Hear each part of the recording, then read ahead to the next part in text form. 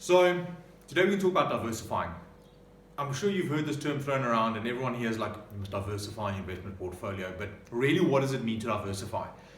Maybe we should just start with what is the purpose of diversifying? The purpose is to basically reduce your overall risk. That's it. That's what diversification means. It's that old adage which says, don't put all your eggs in one basket. Now there's various ways to diversify. I'm going to start with the most general concept of diversification in investments and then move on from there. Firstly, when they talk about diversification, they mean diversify across asset classes. In other words, don't just invest in one type of asset. The main asset categories are the following: equities, shares, like traded on the JSE Stock Exchange; bonds, which are debt instruments, government or corporate bonds; property; and cash, money in the bank. Those are your four main asset classes which you will find make up a combination in different proportions of any investment fund or portfolio.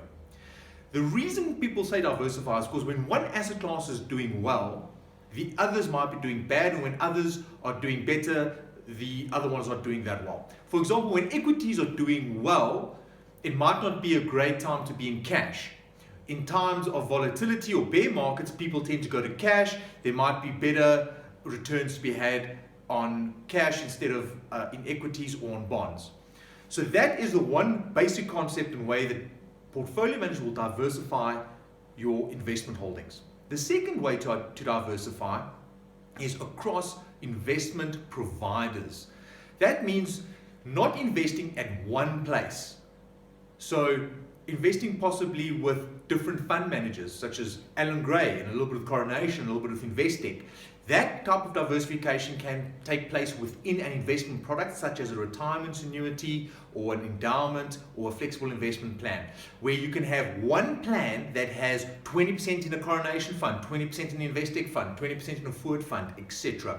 So you're diversifying across managers, because different managers also have different styles of managing money. There are styles such as value investing, momentum investing, absolute return objectives, all this kind of thing. Now I'm not going to get too much into that, but there is a point to be had for having exposure to different styles, because different styles tend to work better or worse in different market cycles as well. The last type of diversification that I want to talk about is geopolitical diversification, which essentially just means the risk involved in a specific location or country. There are specific risks. You can diversify across asset classes, across investment companies, but if something specific to South Africa affects your investment performance, they change tax laws, or the political situation impacts foreign investment, all assets, all managers within that environment, within that country or that region will be affected.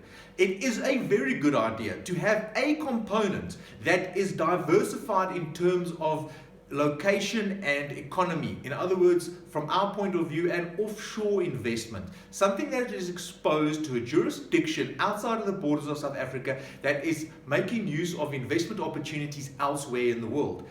You need to keep in mind that South Africa as an economy only represents 0.5% of global GDP.